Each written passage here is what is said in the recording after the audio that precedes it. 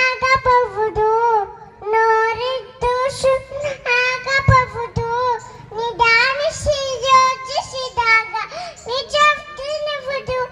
ಆ ದೂರದ ನಂದು ಕಾದಿತ್ತು, ಕಾದನಿ ಒಂದು ಮನೆ ಇತ್ತು, ಮುಂಗುಸಿ ಒಂದು ಅನ್ನಿತ್ತು, ಮನೆಯರು ಕಾವನು ಕಾದಿತ್ತು. ಆ ಮನೆ ಬರತಿ ಗಂಗಮ್ಮ, ತೊಟ್ಟಿನ ನಮನ ಕಂಡಮ್ಮ.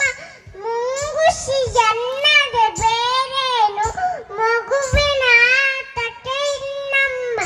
ಮುಂಗುಸಿ ವಾದನೆ ಪ್ರೀತಿದನೆ, ಕಂಡನು ಜೊತೆಗೆ ಪ್ರೇಮದಲ್ಲಿ.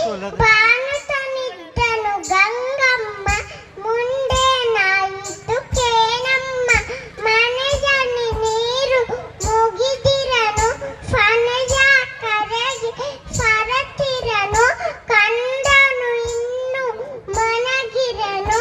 ಮುಂಗುಸಿಯನ್ನು ಕೂಗಿದನು, ಮನೆಯಲ್ಲಿ ಬೇರೆ ಯಾರಿನ್ನು, ಮಗುವಿನ ಯಾರು ಜೊತೆಯಿನ್ನು.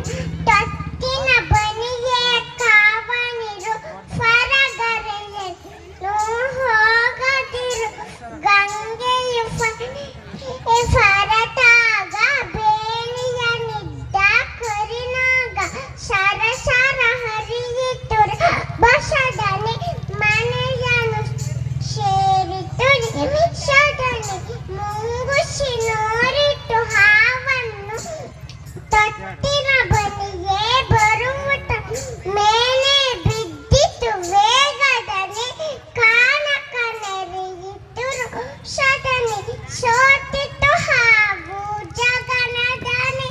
ಮುಂಗುಸಿಗೇನು ಹರುಷದನೆ, ಹಾವಿನ ಪ್ರಾಣವ ಹೀರಿತ್ತು, ಬಾಯಲ್ಲಿ ರಕ್ತವು ಜಿನುಗಿತ್ತು.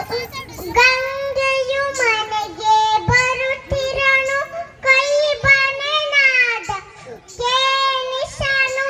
ಮುಂಗುಸಿ ಬಾಗಿ ಬನಿ ಬರನು, ಬಾಯಲ್ಲಿ ರಕ್ತವು ಕಣರು ಬಚ್ಚುತ. ಗಂಗೆಯು ನೋಡಿದನು, ಮಗುವನ್ನು ಕೊಂದಿದೆ ಇದು ಎಂದು.